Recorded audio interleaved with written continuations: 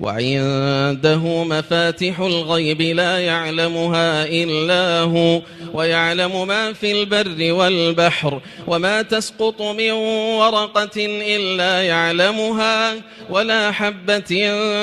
في ظلمات الأرض ولا رطب ولا يابس إلا في كتاب مبين وهو الذي يتوفاكم بالليل ويعلم ما جرحتم بالنهار ثم يبعثكم فيه ليقضى أجل مسمى ثم إليه مرجعكم ثم ينبئكم